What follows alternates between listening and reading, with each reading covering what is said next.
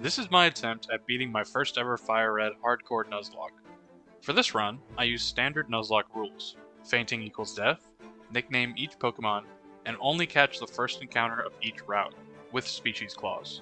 But I also added 3 additional rules: no using items in major battles, no leveling past the next gym leader or Elite Four member's ace, and play on set battle style. This means I don't get a free switch after I get a KO. Lorelei leads Dugong, who eats a Thunderbolt from Zeus. She follows with Cloyster, who tries to spam Protect to stay alive, but also goes down to a Thunderbolt. Slowbro comes out next, who could do decent damage on me with a Surf, but I get lucky and he goes down to a crit.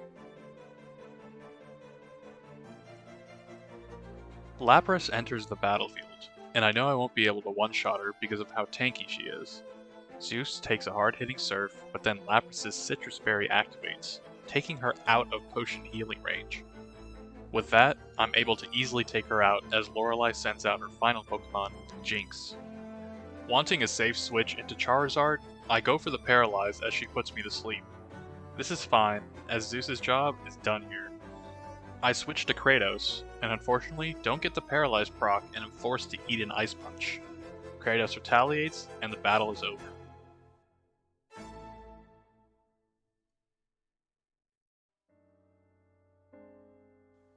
I walk away from Lorelei with no casualties. Zeus was the clear MVP of that fight, but he's going to be taking a back seat against Bruno. My Poseidon is eager to meet Bruno's Onix, and quickly dispatches with a Surf. It brings me no satisfaction to beat Onix, since I feel that he's the worst Pokemon in Gen 1. He literally has lower base attack than an Oddish, but this Elite Four member has 2 of them for some reason. Anyway, I switch to Athena after Hitmonchan comes out. After dodging a Sky Uppercut, I retaliate with Psychic. Another one takes him out after Athena tanks a Rock Tomb. Now for the ace, Machamp. I go for Psychic right away, which he shrugs off and proceeds to bulk up. I realize now I need to get Athena out of there, and trying to get a safe switch, I miss Sleep Powder and eat a Rock Tomb. Now I'm in a scary situation. I know another Psychic won't kill, but it will put Machamp in berry range. Believing that's worth it, I make the decision to sacrifice Athena. Rest well, old friend. You did amazing. I send out Icarus as Machamp eats his berry. From the looks of it, he's going to max potion. Without much choice, I go for Fly. Aerodactyl is my last hope against this monster. Luckily, Machamp's bulked up Cross-Chop misses, which I'm sure would have killed me. I fly again, but this time, Machamp doesn't miss.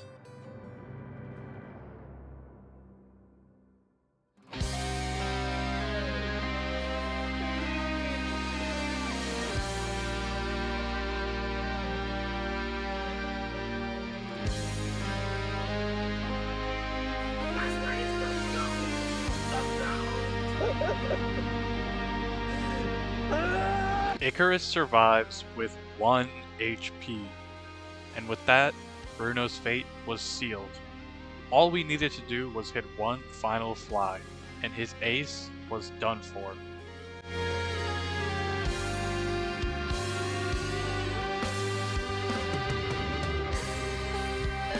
With Machamp out of the way, all we had left were Onix and Hitmonlee.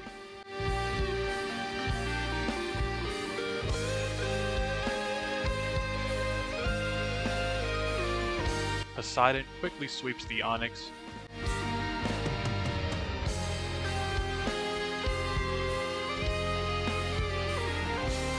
and we bring out our starter, Kratos, to defeat Bruno once and for all.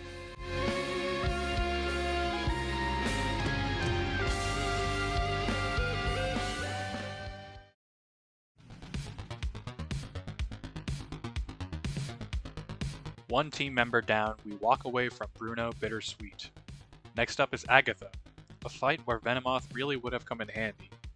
Nonetheless, I've got Black Glasses on Poseidon for extra bite damage, which we use to take out Agatha's lead Gengar in 2 hits.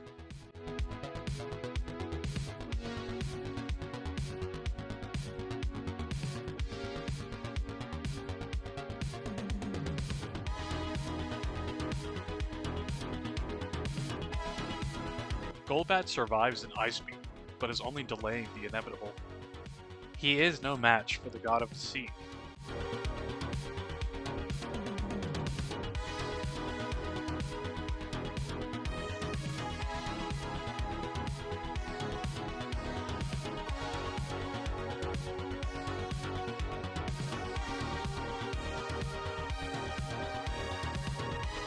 Agatha sends out Arbok next, who intimidates. I decide I want a safe switch into Lapras, so I pivot to Zeus and go for a Paralyze and Confusion.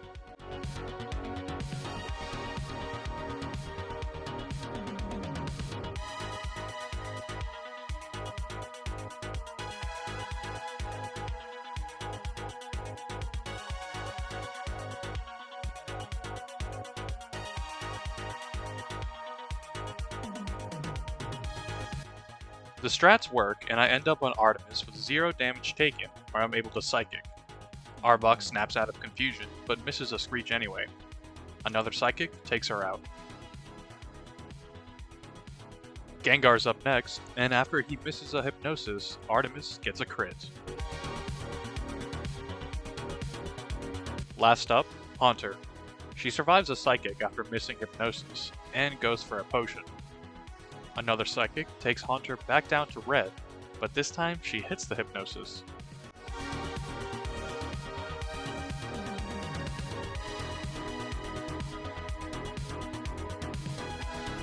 Not wanting to deal with sleep, I just switch to Icarus for the win.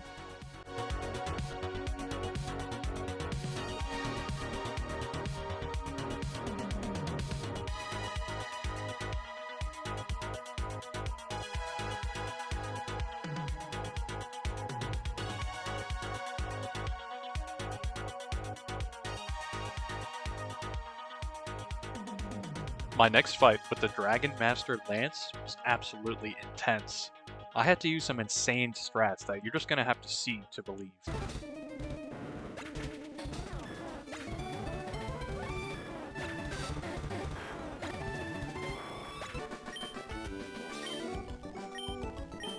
Yeah, I just spammed Ice Beam and won. But now, the final battle. Our rival was the champion of Kanto, and it was time to humble him.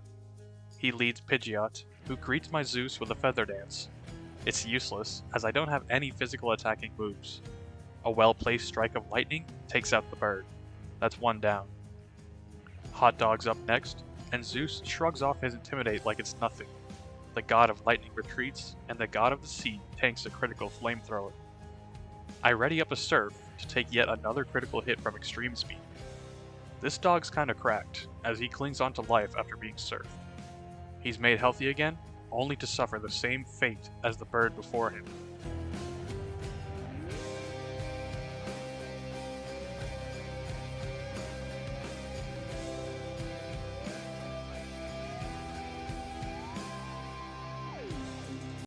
Gary throws out Executor, who I know is going to go for a Giga Drain.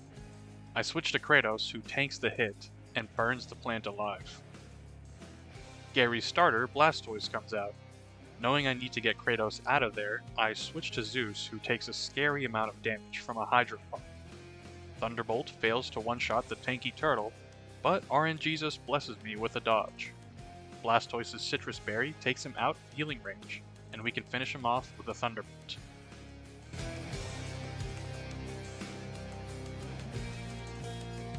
Rhydon's up next, and I know I can't do anything but confuse him while on Zeus. Poseidon can take him out, but since he's fairly low on health, I need a safe switch. The only way to do that is to sacrifice Zeus. Thanks for everything, buddy. You've done more than you could know. Poseidon outspeeds the slow Rhydon and delivers a deadly Surf.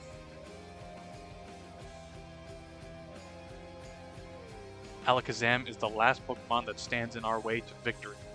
After living a Psychic like the absolute madman he is, Poseidon hits a very strong bite. Then, Alakazam absolutely throws by using Future Sight. One more bite finishes him, and just like that, we have completed our first Fire Red Nuzlocke with hardcore rules.